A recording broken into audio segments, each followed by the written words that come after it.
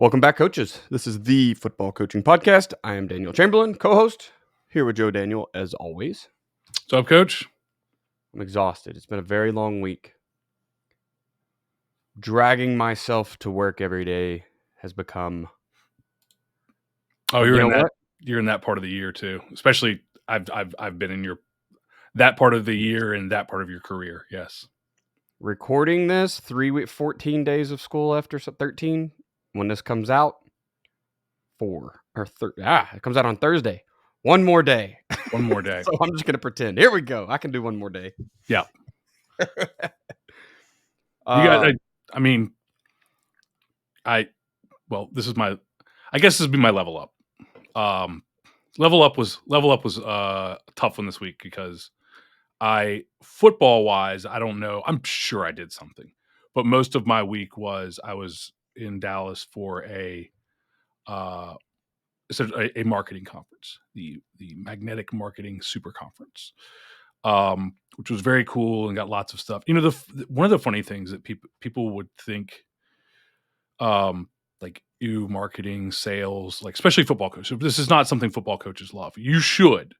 In fact, one of the conversations that I had with someone about fundraising was kind of opened my eyes, which was football coaches aren't salesmen.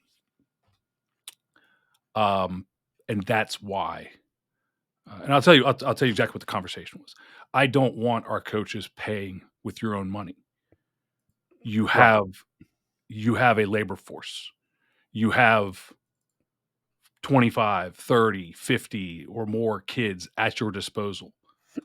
Turning that into whatever the cost of a year of JDFB is should be very easy. And I know we hate it. Even as myself, I don't want to do fundraisers, but like if I were in charge of the fundraisers, I would come up with some things that I don't mind doing. Right. But that was the conference. And I said, I just cannot, so many of these coaches are paying out of pocket instead of using their labor force and their funds that they have. And that was he said, the football coaches don't think of that way because they're football coaches and teachers and not salesmen and marketers and that kind of thing. So we're going to work on a way to fix that.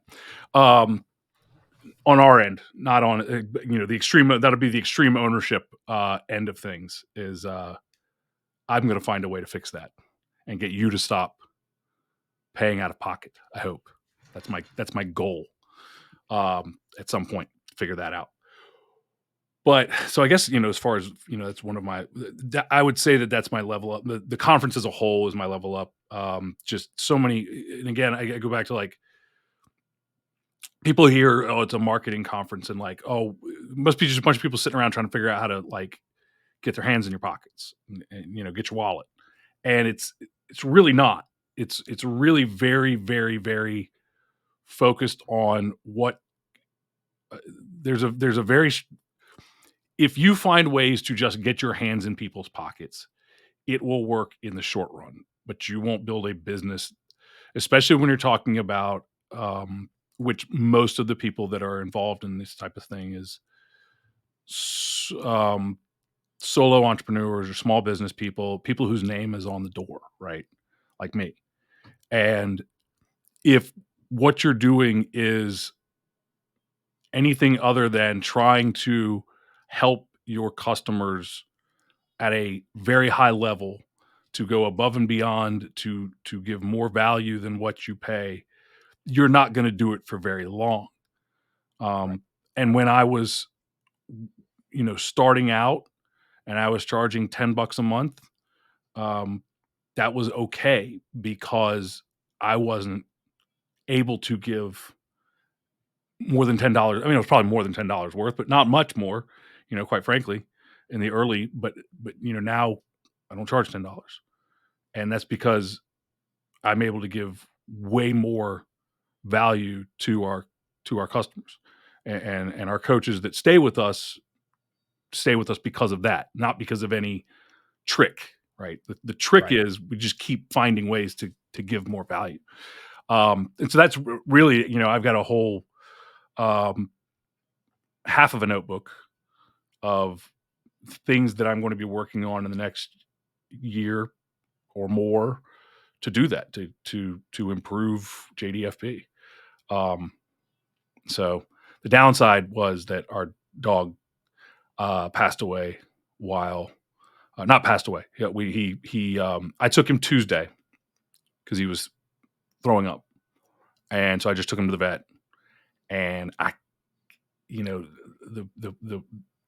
the girl at the front was checking him in, and she's like, okay, telling him what's happening with him, and she's like, okay, and I'm like, she's very nice. She takes him. She said, and I walked out, and I was like, that ain't good. Just her response, she didn't say anything, but just the way that she responded, and so I get on a plane Tuesday afternoon. They called and said, we'd like to keep him overnight just to, for observation. And we're sending some blood tests, and, we'll get those back in the morning and just whatever. And they kept him overnight, and I flew out Wednesday, and I'm sitting in the Atlanta airport. Anybody who's ever flown Southwest out of the Atlanta airport and had a drink knows the pecan bar in Terminal C. So I am in the Thirsty Pecan, and my wife calls me and tells me the report, and I'm sitting at the Thirsty Pecan bawling my eyes out. It must have been frightening to the other 3 people in the Thirsty Pecan. I am just bawling. And finally, we got off the phone, and I just turned off I said, I'm sorry, my dog's dying. And they're all like, oh. I was like they're like, oh, everybody has that story, right? You do. Yeah. I do. We all have that story. We've all, anybody who's dumb enough to own pets has to go through it. But we stayed in the hospital until Saturday, until I got home, basically. And then Saturday we were able to bring in, he was just getting fluids all for 4 days, and there 3 days or whatever. And then Saturday we brought him home. Couldn't walk anymore, but he was able to be here. And then we took him Monday to put him to sleep. But that sucked. So that's my level down. But before that, I did have a very productive week. That's good. I'm exhausted. My eyes might water because of your story just a little bit, but it's also because I'm so sleepy. So it's real dusty. I feel bad for you, man. Like I said, it seems like everybody has that story, and I hate it. And I know I had to tell mine a couple of years ago, and it's never good. Nope. Yeah, my level up is done this in the podcast. This is our third one in the podcast era, right? Yeah. Level up is a little different this time. So the cool thing I got to do this past week was, and I guess it was actually 2 weeks ago, I don't know. But I got to go on another podcast as a special guest as for the BA Coaches Show, and a acquaintance of mine through the Twitterverse has started his own show, and it's like episode 4. And he actually gave kudos to us as the guys who gave him the gumption to start it. So yeah, we listened to it a couple times, and you're like, God, if they can do it, right? Exactly. Yeah. So that was pretty cool. Got to go on there, but I went into that much like I come into these with basically no preparation. Right? We're just gonna come here and have a conversation. If it's all like super scripted, it's just weird. And I don't want to have that conversation. I want to, we always said, it's like we could sit down and have a beer with these guys. So that's how I think it should be. So I went into that one, which was cool because he asked me some pretty neat questions, and I got to answer honestly, but without, having the perfect scripted answer. But he asked me, and I'm going to get to the level up eventually. He asked me, I thought that was it. As it is. Okay. He asked me as a new coach, like if I was talking to a new coach, what would you tell them? My very first answer was the old Joe, if you don't know, hire a professional. And so I'm kind of giving you a level up here too, because I really do truly believe that, and I've used it with you.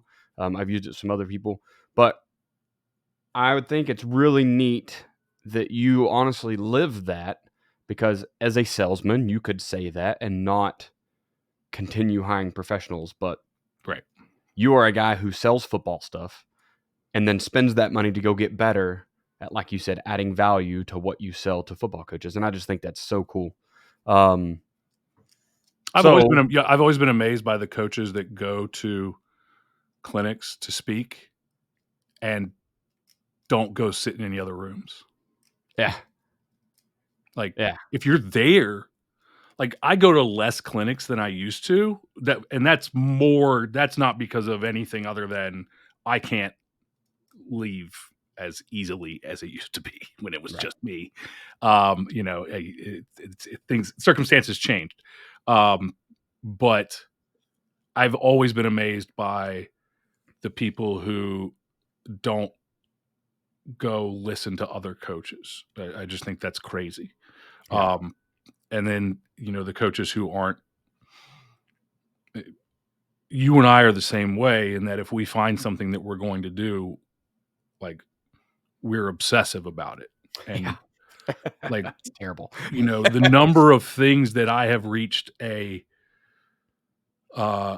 a reasonably high level of knowledge in is like ridiculous. Yeah, The number of things that if I go back to, and I know you're the same way, if I go back to being 15, right?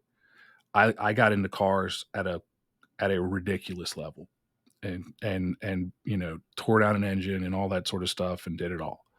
And then, I become a history teacher. And that was when Amazon was first starting, and I'm buying books off Amazon. I'm getting 2 books a week. And I studied everything. And by the way, I'm not into World War II, and I wasn't really into the Civil War. So I'm buying like books on ancient Greece. Like that's the stuff that I was into. Middle Ages, that kind of stuff. And then football, going into that. And then starting a website and going into how to do that and running a business and how to do that. And I've gotten into whittling, wood carving, right? I mean, the baby had a baby, and I'm watching YouTube videos and buying books on how to do baby dad thing right, swaddling. I watch so many videos on how to swaddle. I think it's funny because my list is stupid too, and it's like Yeah, how to make custom knives, how yeah, to become a Cerakote. I don't know what Cerakote is, but spray. How to get a laser engraver and do Yetis, like the yeah. stupidest stuff, right? I don't even know why I get so I into it. have no Now idea. it's food trucking, like we're gonna open a pizza food truck, I think, just Yeah, because. that's Um, because we haven't done it. That's why. right. That's I why, haven't because I done want it, to know and how that works. you get to a level with everything where the one thing I can say about business that I really like, um, football is always a challenge. And I like that about football because the kids change every single year and you're always getting new challenges. Um, the one thing I like about business is that it never, if you get to one level, to get to another level is going to require an entirely new set of skills. If you change the price from $10 to whatever we're charging when you listen to this, we're actually closed for enrollment right now, but that's another thing, like that just things change. Like the whole process changes when we change, it's just constant. You have to keep working at stuff. Yeah. We're gonna get into paying the bills here. I like that you came and gave us a segue there with kids change every year, because what we're talking about tonight is how you run your summer program and requirements, and how do you make it mandatory? Is it mandatory? Um, so we're gonna go through and answer a whole bunch of those questions. And as we get into paying the bills here, I want to just go ahead and let you guys know about my own little advertisement. We have put together a fundraiser clinic, so it actually ties into your clinic speech as well. The Joe Daniel is going to come out and give us a clinic, actually. So some really good speakers. Talked to Bill Blankenship today. He's going to do one. Kenny Simpson, got Cody Alexander. We're reaching out to some Oklahoma, the University of Oklahoma and State and Tulsa, some different coaches, big names as well. But I really want to keep it high school. But the whole point of the clinic is a fundraiser. It's the Sulphur Strong Football Coaches Clinic, and it's due to the tornadoes that ravaged the town of Sulphur in southern Oklahoma just about a week and a half ago. Coming out, when this comes out, we're hitting that month. Dates on that are going to be 17 through 20 June. I'm doing this all on my own, so it's going to be as organized as I can possibly make it. We're going to have 4 to 5 speakers a night for 4 nights and have a blast. We're going to pre-record a couple, but most of them are going to be live with a chance to Q&A, whiteboard topics, some pre-planned topics. So I think it will be a blast. Like you said, adding value. I think I've gotten the names that can pull people, and then we're going to make sure we have high school guys that can educate high school guys. So we're going to make it valuable for everybody. PJ Gibbs, another one out of Florida, he's going to jump on. So we've just got a ton of good guys already. And honestly, when this comes out, I hope we don't have any slots open, but we might. So reach out if you'd like to speak and help us to add value to our clinic. That is over at sulphurstrong.coachesclinic.com. Sulphur is SULPHUR. So sulphurstrong.coachesclinic.com is where you can jump over there and register now. Like I said, it'll be live June 17th through 20th. And then Cool. I'm sure you want to sell /rules. I'm good. Okay. Go to sulphurstrong.coachesclinic.com. .com. You get to hear Joe speak live. I'm excited about that one because I watch you speak live once a week. So I'm just wondering, how does he turn what we do into a clinic? So I'm pretty stoked about it. Awesome. Well, we will push on then. Question number 1. Dealing with your off-season / summer pride, summer program, what are your requirements? Well, I mean, what do we include in our off season is for us, every state is going to be different. We know that we've worked with, and we know that if you're youth, it's different. If you're, maybe even non-existent. If you are international, it's very difficult. I know a lot of our international guys, especially our international adult coaches, you're just trying to get your guys to go to the gym, they're just go do a workout or do something. Getting them together is almost hopeless. Right. But, you try to get them to go to the gym a couple days a week and move and stuff. And, they got work and they got kids and they got all that sort of stuff. So it's a whole different, it's not their semi-pro. You guys are in the same boat. But the high school level here in Virginia, we have no padded spring practice time. So our off season is centered around the weight room. Well, I'll tell you, I'll be completely honest. I would say ours is not centered around the weight room anymore. And I'll be, completely, I had this conversation with my head coach, and I grant you that it is 2 days a week, and it takes us about, with the number of guys that we have now, it takes us about 25 to 30 minutes to go through a speed workout. But I can tell you that the center of our program right now is our speed training. And we're on week 7. Week 7 is fun. Week 7 is the first week you cut it loose. Week 7 is the last 2 quote unquote drills in week 7 of the athletic speed and movement progression is I forget, I don't even remember what Dale calls it, but it's essentially a sprint. It's 100% from start to finish. Almost everything up till that is like start at 40% and you end at like 80%. And this is a full out 20 or 25 yards sprint. And it's the first time they do it. And it was cool because there's kids that have always been fast, and there's kids who we wouldn't think of as fast, and watching kids who you wouldn't think of as fast, and they're a step or 2 behind the kid who is fast, and knowing that the kid who is fast got faster. So our logic in that is not that the weight room isn't helpful, but the weight room has always been the centerpiece of any off-season program. Here's the deal. We can look at now that we have a very robust middle school program, 6th through 8th graders. We have reestablished a rec program that some of our coaches are running. Some of our high school coaches are running, and middle school coaches are running the rec program. We can look at what the pipeline looks like. Yeah. And we ain't going to be bigger than anybody. It's already one of the smallest 3A schools in the state. And we've adjusted the schedule. We dropped some 6As that were traditional, district that like we've removed all the 6As. But we still play a couple 5As. We still play some big 4As. And even the 3As, when we talk about the 3As that are on our schedule, some of them are 11 or 1,200 kids or whatever, and we're sitting at 700.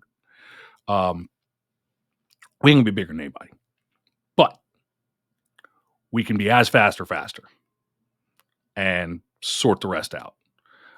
So honestly, the centerpiece of our program right now is the speed training. And I think that if we continue to evolve that, the speed training, we work out 3 days a week normally.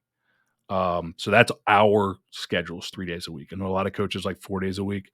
Man, we fought because if you go 4 days a week, one of those days is going to be Friday, right? It's always difficult. That's the one that's always difficult, right? Friday's the one that the most kids. So we go 3 days a week, and usually we used to go Monday, Wednesday, Thursday, and our head coach does a really good job of thinking about these things. He was like, we're going to switch it to Monday, Tuesday, Thursday, because then at the end of Tuesday, it's only Tuesday, and you've only got 1 day left to show up. And actually, as our numbers are, we're bouncing right around 50 right now, and that's with track kids not being there, right? And so at a school our size, getting participation, this off season started in the 30s and is now in the high 40s. But it is speed, and I'll tell you, I think a couple of things. It is speed, it is weight room, and we get out on the field. And a lot of times the weight room is, we're not using JDFB weight room. That's not a me decision. Let me throw my head coach under the bus. No, it's just some other things that he's using, and that's fine. So I don't recommend it to anybody, but I would use JDFB weight room. He knows that. But the speed is the centerpiece of what we do. So it's speed, it's weight room, and then it's field time for us. And we go about 2 hours max. They also come in on Saturdays, which is completely optional. And a couple of our coaches run a Saturday workout, which is conditioning heavy. It's kind of your old school workout, right? It's burning them, and it's a lot of, that's kind of like a who's going to be here, who's and then building a kind of toughness, and so it's a workout. It's a toughness kind of workout, I guess. So there is technically a fourth day, and a lot of kids are there for the fourth day. We have an advantage in Colonial Heights in that nobody is more than 9 minutes away. That would have been very difficult to do when I was in big rural counties where some of our kids are 45 minutes to an hour away to come in on a Saturday for an hour and a half, right? That's tough. So that's what we do. And the requirement doesn't exist. There is no way for us to hold the kids accountable let me change that. There is no way for us to hold the kids accountable with, if you aren't here, you aren't playing. If you aren't here, you'll get cut. We're not cutting anybody. Unless they are cutting somebody. We're not cutting anybody. Okay. If you are removed from this team, it has nothing to do with any of that. It is because you are a problem for this team, and we're going to try everything we can before we do that. Right. Yes. So there's no cuts. There's no, if you don't do this, you won't play for us. But I guess I'll stop there, because otherwise I'm going to get into the other questions. No, your questions are your things are about what everyone has. I think we're probably more weight room centered in most schools. I'm pretty anxious to see this summer with this new school, because it's the best weight room I've been in outside of Owasso. I mean, we are 12 racks deep or something at a small 2A school.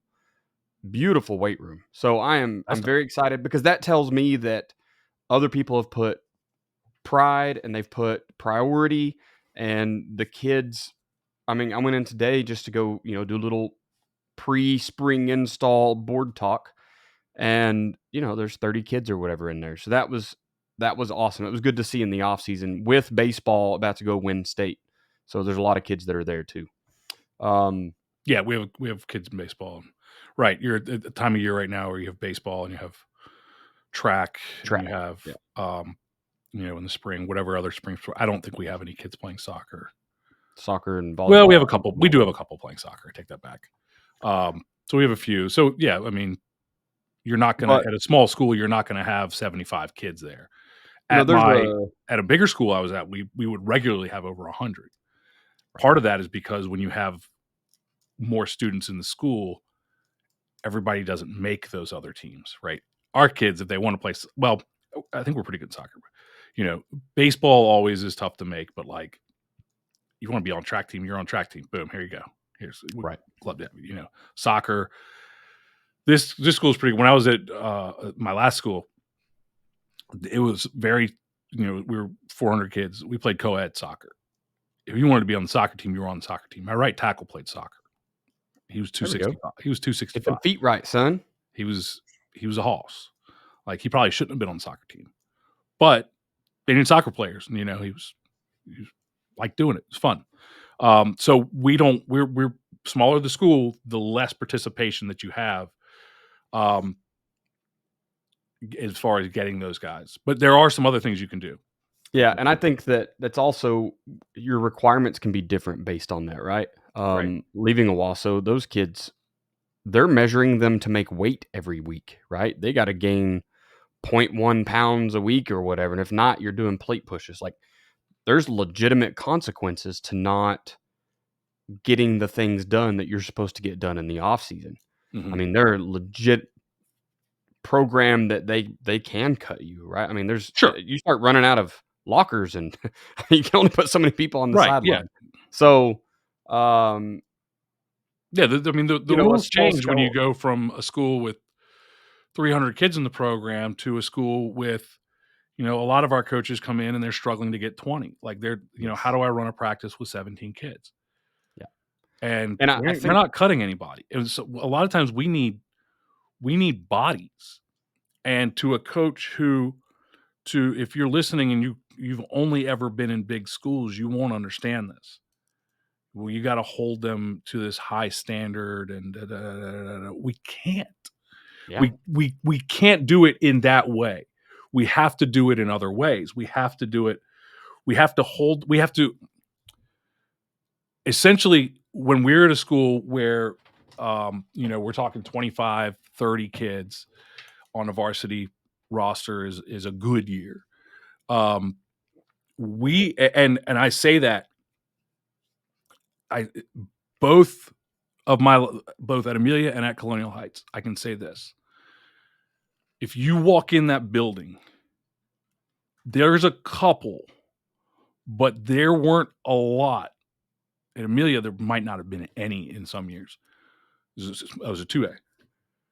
There's a couple, but there aren't a lot that you'll see walking through the halls that you are missing. Right. So what I mean by that is, it's not we're not missing our recruiting numbers, right? We've got the kids that we need to have. There's not 6'8" kid that wants to be on the basketball team and doesn't want to play football.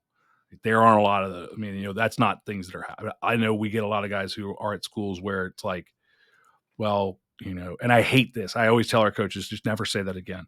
Oh, we're a baseball school. Never say that again. That is, no offense to any. I want you to. I don't mean to offend you or upset you, but I need you to reframe your thinking on this. That is extremely insulting to the kids who play football, because that tells them they weren't good enough to play baseball. Right. So we only get the kids that can't play baseball. So here's the leftovers. Don't ever just never. We're a basketball school. Never. Because that's insulting to the kids that you have. The kids that you have are football players. Period. That's all that matters. But you have kids who are And of course, if you are defined as a baseball school or a basketball school, why would somebody want to play football? So just cut that out completely. Change your mindset on it. You've got to. It's insulting to the kids who are there with you to talk about the kids who aren't there with you. But you need to get those kids with you. But we can't just set a standard and say if you don't make it. So we can't set a standard and say if you don't make 90% of workouts, we cut you, or 80% of workouts, or whatever. Or if you don't, produce at a certain level, or if you don't do this or you don't do that in the off season, we're cutting you. In season's different. That's where the standards change. Obviously, you can't just miss practice. Okay. But off season, we're not able to hold you that standard. But we can't just set a standard and say this is the standard. What we have to do at small schools is you have to pull those kids up to the standard. Yeah. And that may take a month. That may take 3 months. That may take a year. That may take 4 years. Yeah. But I've got to pull those kids up to the standard. We can't just set the standard and say, this is the standard. The standard is the standard. If you don't meet the standard, you're gone. If you don't meet the standard, we go to work bringing you up to the standard. Moving on to part 2 here. Why do you need your kids to We buy aren't in part 2 already? Yeah. Oh, my bad. I gave away some stuff from part 2. That's okay. Okay.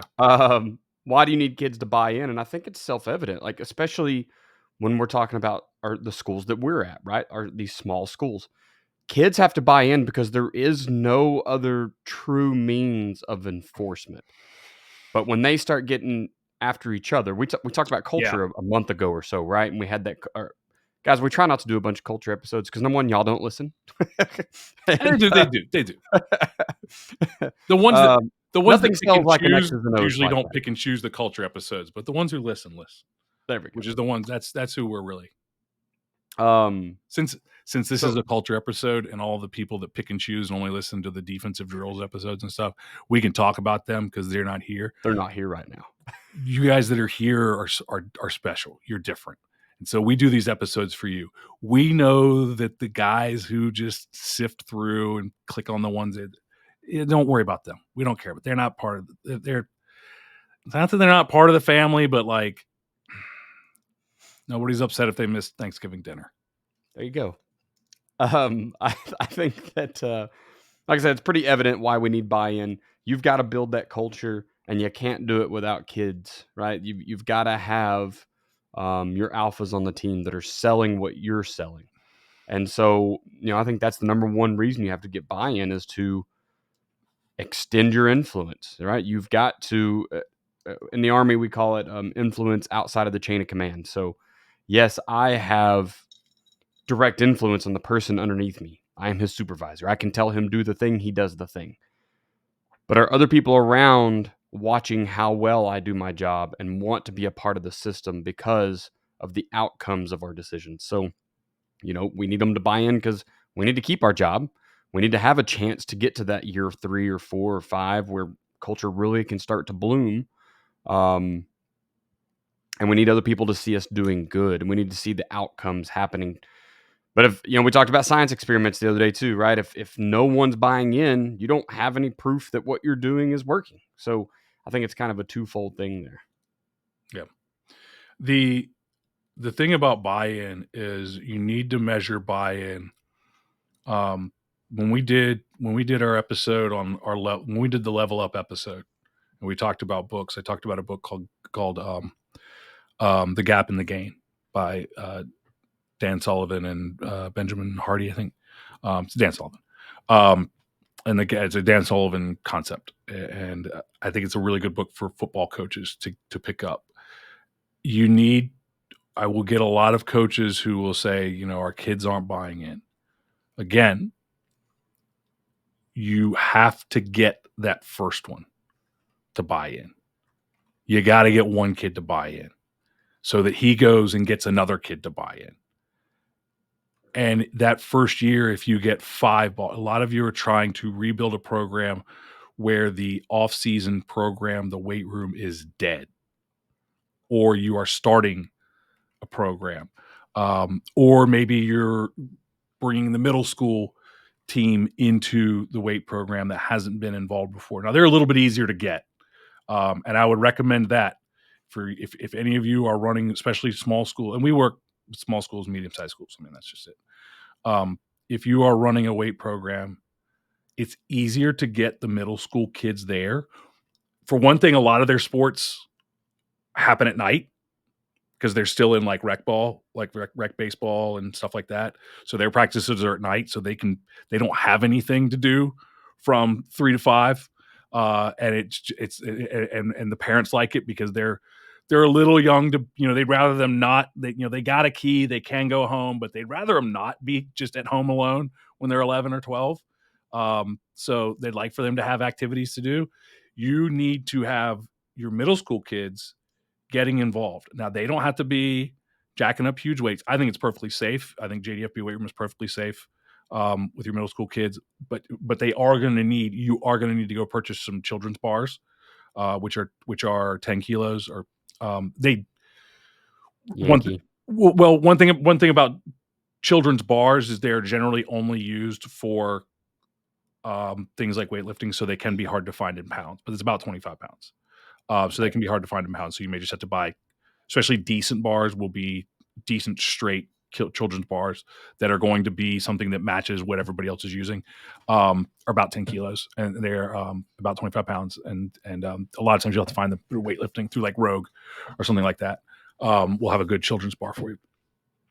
But get them involved now because if they, get them used to doing this, make this the routine now. Don't limit it to ninth graders or whatever, if at all possible. Get them involved in the 6th grade as soon as possible. We need, and so it's really easy to get those kids bought in, right? Because they're young and they don't have anything else that's distracting them and they don't hear all the stuff. Not yet. But you need to get, it's usually the lineman, right? It's usually, 3 or 4 linemen that you can get right away coming in because they are ready to do whatever. And, honestly, they're not good at basketball. They're not playing soccer. Their baseball careers kind of fizzled out. They were a catcher in their whole life. And so the baseball career is fizzling out. And, they could throw and track, but the great thing about throwers is their practice is usually about 45 minutes. They'll come into the weight room right after they throw. Throwers are always done first, but you get those when you start looking at getting the buy-in. You don't need all 30 kids to buy in right away, and the weight room is not, or 50 or whatever it is, and the weight room is not a lost cause because some or even most of your kids aren't buying in. If some of your kids are getting there and you're running a good program, speed, weights, okay, don't get your speed and your weights from the same guy. You can't do both. You don't get your speed and your weights from the same guy. Okay, you get it from us, but it comes from it's two different guys, sources. yeah, Right. who've never met but are strangely alike. And so and not alike, strangely alike and completely not alike. But alike in the fact that they go very much into the science of what they're doing, and alike in that they experiment a lot and have experimented a lot and continue to experiment even after almost 30 years for one and 45 years for the other. So if you have a good speed program that you're running and you have a good weightlifting program or strength program that you're running, you're going to produce results from those. So I always go back to the kid that was the first year that I came to Amelia and we were running our weight program, and he was squatting about 165 pounds, and he was a rising sophomore and nothing special. And I was like, just something about the way that he was moving. I was like, I like that kid. He was focused. He was tall. You could just tell he wasn't strong. And apparently he wasn't very good at football because they were like, Coach, he was a backup on JV last year. And I was like, oh. And like, he got in the weight room. He ended up being one of the strongest kids. He went through our speed program. He went through all of it. He ended up being all region on the defensive line his junior year and all region on the offensive line his senior year. And he played 4 years of Division III football. That is the thing that you need. But what really worked was he was committed. He was one of the 5 linemen that were committed year one.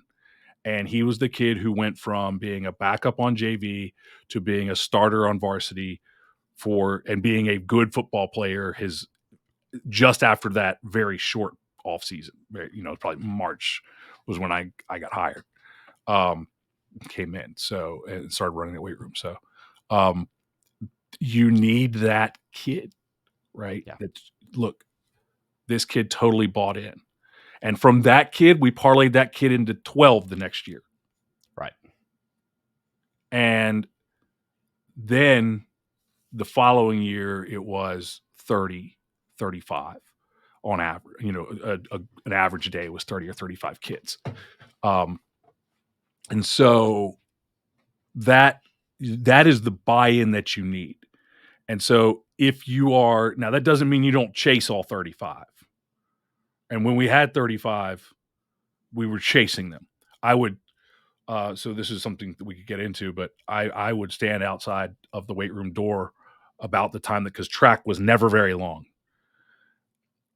And I would have a workout plan for them.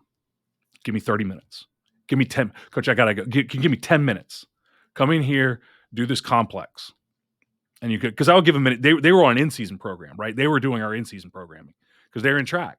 Never the day of a meet, never the day before a meet, but they were and they were in track, and I was, made sure the track coach was cool with it. But I had a baseball player who came over every day after practice. And that sucked for me because baseball practices are long.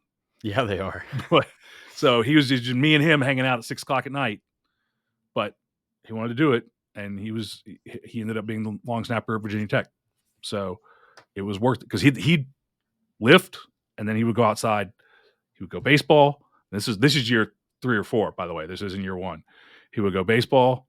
He would come to the weight room. He would get his lift. He would go out and he would snap for at least 10 minutes. And so he was also, by the way, all region linebacker and maybe tight end too.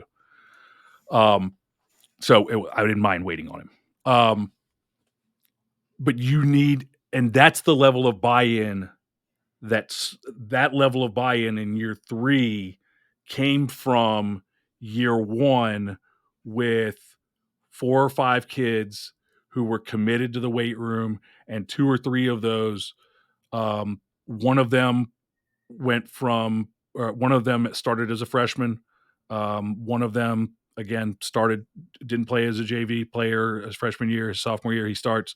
So that was the year that we started 5 freshmen and 5 sophomores and a junior. That's the buy-in that you need, like, quite honestly. And so you've got to get those guys, and they might not be the best players right now, but they will be. And that's I think what we need. So now that we've kind of mentioned why you need the buy-in, and the next question has to be, how do we get that? And the question I want to ask is, how do you enforce participation? But we all know that, like, outside of riding the bench, there's not a lot of enforcement at our size of schools. Yep. You said it yourself, right? Like, you don't have enough numbers to cut. Kids, especially if you're not winning games or you're new to a team that's not won a lot, not been super successful, they'll only put them up with so much pain and BS before they're like, hey, man, we're not. Look, I preach you win games in the off season, right? This is when you win games. You're tired of losing? Cool, show up. Let's lift. Let's go win games right now. But then you got to win the games in the fall. Right. Otherwise, you don't have anything to sell, right? That carrot's gone. And so I kind of like what you said there about having in-season. I'll let you answer all these questions afterwards, but having an in-season program for multi-sport athletes, I think that's huge. If your track guy, your baseball guy, whatever, knows that, hey, when I get done, I can go over there and get something that's going to help me maintain, maybe gain a little strength, but I'm definitely not going to lose while I'm sitting in this other sport. Right? By the way, our throwers were not on. It's one thing if you're like state level, but our throwers were like, no, I'm going to do the in season or the out of season, right? They're off And the season. coach, because basically we didn't have squat heavy, right, Right. in season, and they were like, no, I want to squat. Like, okay, Good. I'm going to stop you. Um, They loaded up. So yeah, I let and again clear that with the coach that's facility in coach. season, and clear that with, let me know the days and the dates. Can they do it this day? When's the meet? It's Tuesday. Oh, we got to meet on Wednesday. You get out of here. You come back Thursday and get a good lift. Yeah. So I guess that's the question, man, because I've tried many different things to get buy-in. Unfortunately, I've never been at a school the second year to see if it worked or not. Right. So, this is where I'm going to be basically useless in the podcast. I'll sit here on camera and look great.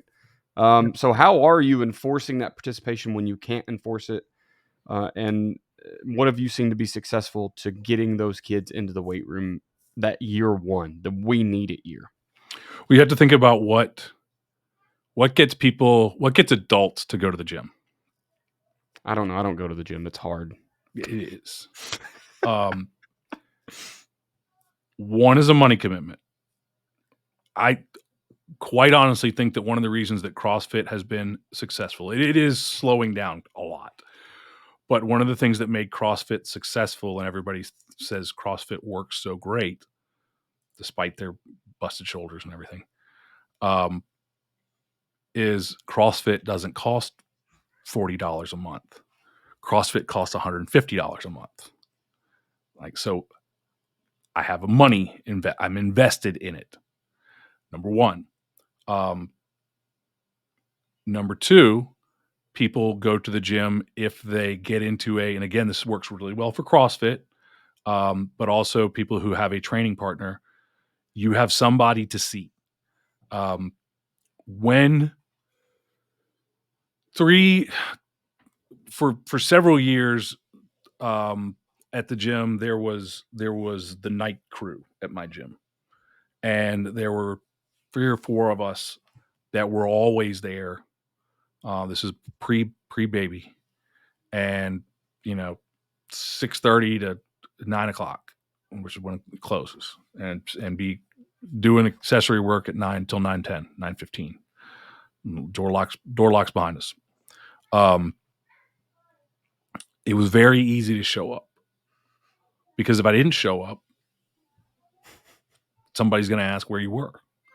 Right. Now that I am much more, now that actually I'm one of the only ones that's still going in there, that people have moved and whatever and gone on to different things, but also because of the fact that my schedule has changed to where I can't do that. I can't go in every day from 6:30 to 9:00 and be in the gym for 2.5, 3 hours at the same time every day. It is, I get in when I can get in and get 45 minutes or get an hour. A lot of times I only go to the gym when there are things that I need to do in our workouts that I can't do either at home or at our club across the street. So like today I was in there for snatch balance. Okay. I have a 7-foot ceiling, so I can't do it at home. They're not going to be happy in the tennis club. Number one, they don't have blocks. And number two, they're not going to be happy with that. They don't think that's cute. So like I have to go for that. I go in, I do it, and I leave. So it is harder for me to get my workouts in because I don't have that accountability of somebody expecting to see me. So what you have to create is accountability. They have to know if I don't go, it's better when the kids do it. So use your squad leaders, JDFB members, go into the quick start videos and look at the last video there. This is an idea that I took from Rick Stewart at All Access Coaching.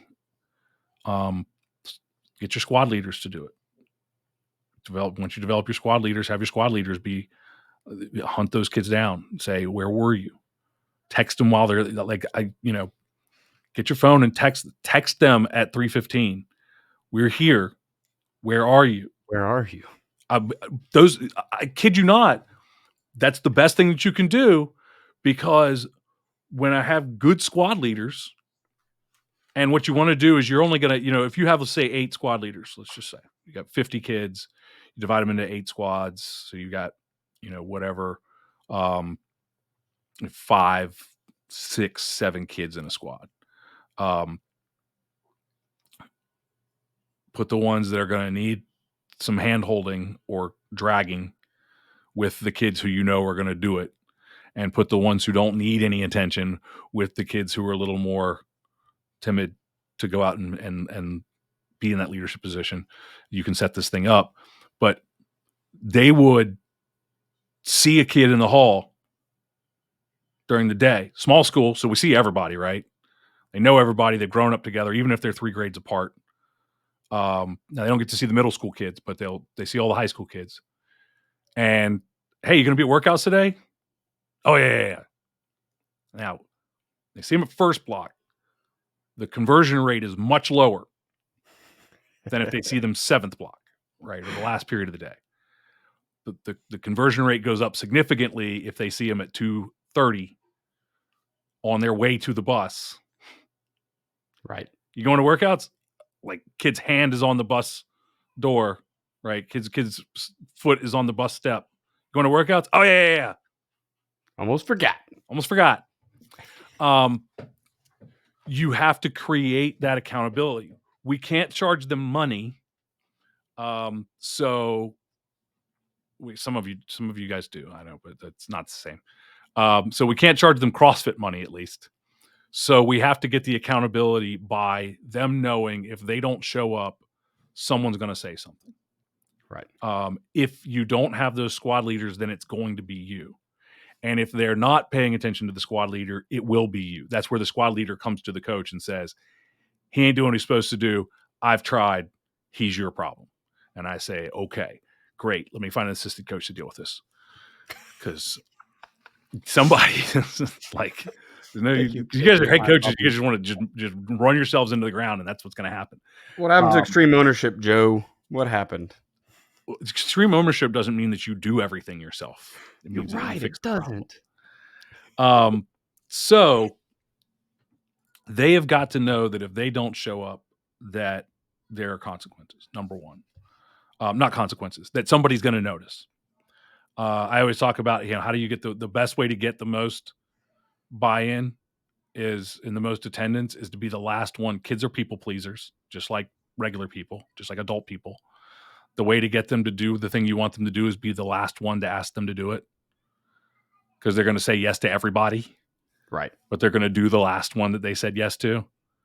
And so you've got to slide in between Johnny and his girlfriend because she just asked him if he wanted to do something, and you got to be the last one to ask. So be aggressive. Get in there. You're fighting a PlayStation. You're fighting phone games. You got to be the last one before they get on the bus. And if they got a car, you might have to slash tires. Whatever it takes. But we're going to win games, though. Yeah. And don't let them say, well, I was just going to run home and grab my shorts. Have a box of shorts. Right. Have a box of shirts. Here's your 27th set this offseason. We've got shoes, shirts, shorts. We will clothe you. We will wash it for you. But you ain't going home. We're here. Get that. And then the other thing is have your success stories. Have your success stories. And I'll throw another one at you. And I've talked about it before. Getting somebody from outside can be very successful for you if you're really struggling. Getting somebody or telling, I tell our kids about the legend of Dale Basquette before we do during speed training, before we do speed training, after we do speed training. I tell them the legend of Dale Basquette. This is the guy who made all of this stuff. And I'm lucky enough to be friends with him. And he was telling me about this, and I saw him this weekend. We did an install here in Jamestown, and I tell him about what we did over the weekend and how amazing it was, and how you guys are getting this thing that nobody else is getting. Right? Very few. It's available, but it's not. I doubt that anyone. Actually, I know that no one that you're playing against is doing it. How's that? Because I have told them that too. No one. We can talk about this. No one you're playing against is doing this. Okay, we can. They're all lifting weights. They're all doing 7-on-7. They're all probably doing drills. I can tell you the one thing that you're doing, because everybody's doing this. Everybody's, like you said, everybody's off season kind of looks the same. But I can tell you the one thing that you're doing that nobody else is doing is the athletic speed and movement 12-week speed progression and the speed and movement progression. And the reason I can tell you that nobody else is doing that is because I'm the one that sells it. And they're not allowed to buy it. Right? It's the only district that is banned is the You're on central my district. schedule this year. Only the Sucks to be central you. district in Virginia is banned currently Oh, man, from purchasing. Everybody else, it's fine. So that's pretty funny. we can get buy-in that way. So, but you've got to. I think the biggest thing is creating that accountability. If you have 5 guys showing up, you should be calling, texting, contacting, tracking down the rest of them. Will they all show up? No. Will they have a million excuses? Yes. Teach them the priorities pyramid. Again, JDFP clients, you're going to see it. The priorities pyramid is that same video, the last video in the quick start guide. We've also done podcasts on it. We've done a webinar on it. So platinum clients can see the webinar on it from many years ago with Chris Zablocki. And those are the things that are going to matter. Like, honestly, you've got to make them do it. I mean, you can't make them do it. You've got to let them know that somebody knows they're not doing it. Right. We've tried to install the reward system, so a lot of people are really stuck on punishments, and so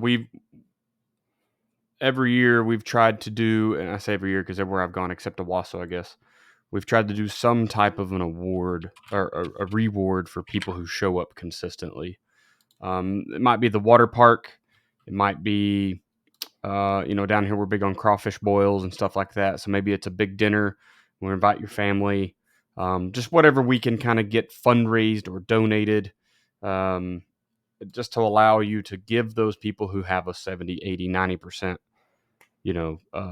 participation, they get something that everyone else doesn't. So just kind of the same thing. Yeah. Humans understand reward and punishment, and unfortunately punishment works probably better, but rewarding them does give you that extra thing. So some kids, it might be the only thing they get all year, right? Because maybe they're not a starter.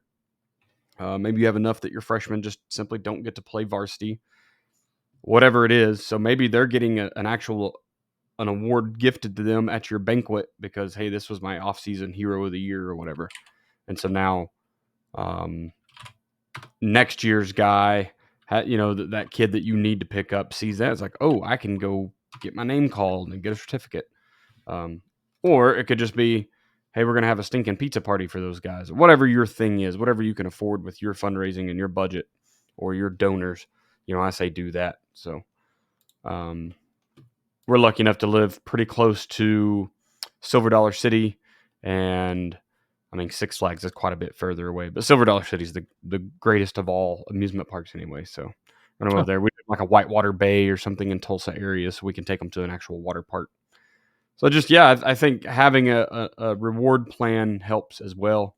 I kind of like if you pay any attention to Michigan, the University of, their pride stickers on their helmets, I think, are a concept that is untapped by high school coaches because they have a sticker that is gifted to never missed a day, right? Yeah. And a lot of coaches have based a number of coaches have gone to basing those pride stickers on things other than on the field. Yeah. So creating an off-season pride sticker program for your helmet. But yeah.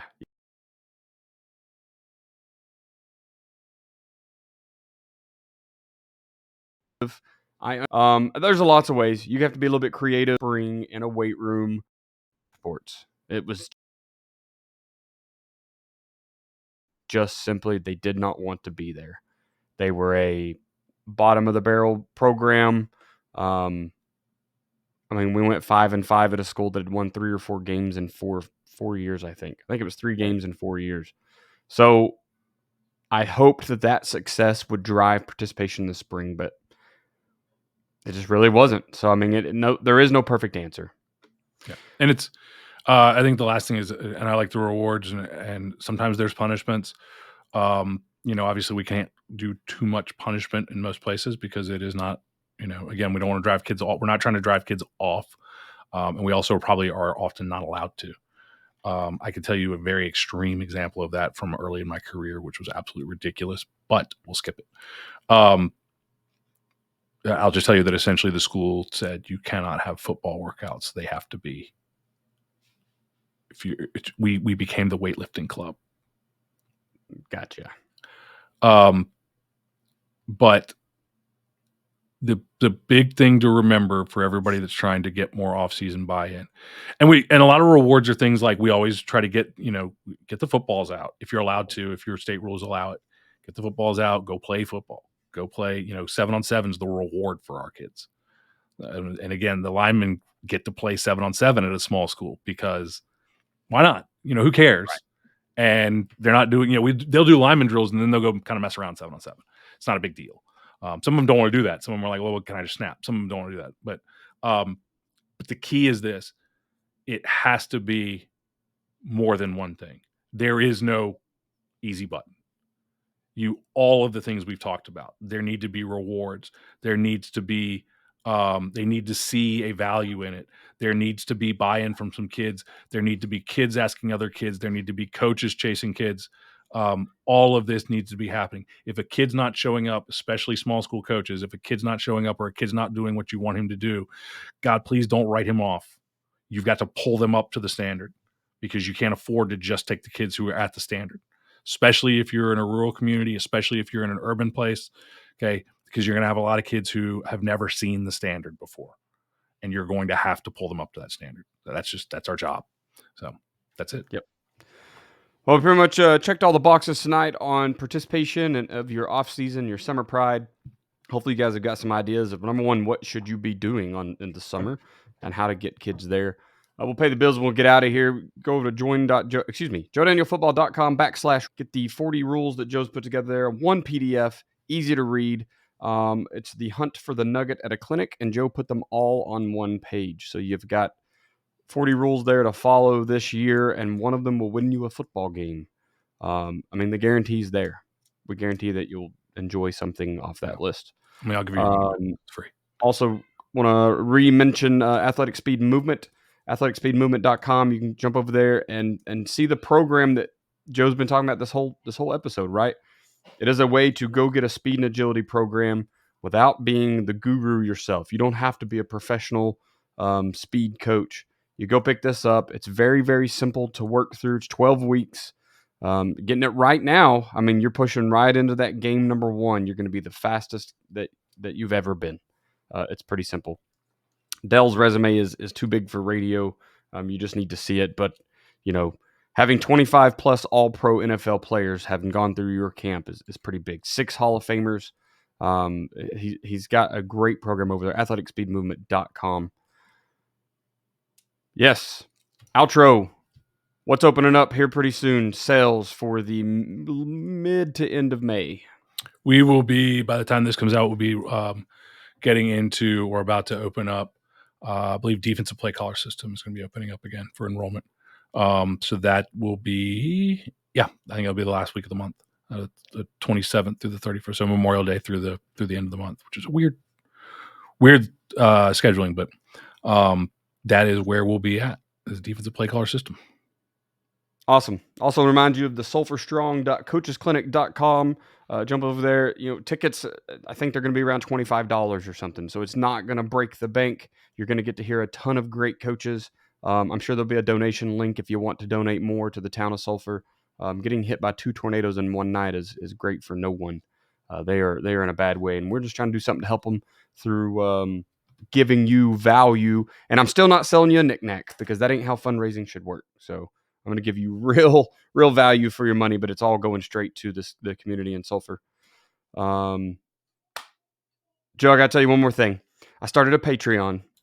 Nice. because I can't do what you and Kenny do. I'm just not there yet. But I thought, how cool would it be? There's an app called Marco Polo. Have you ever used Marco Polo? Mm-mm.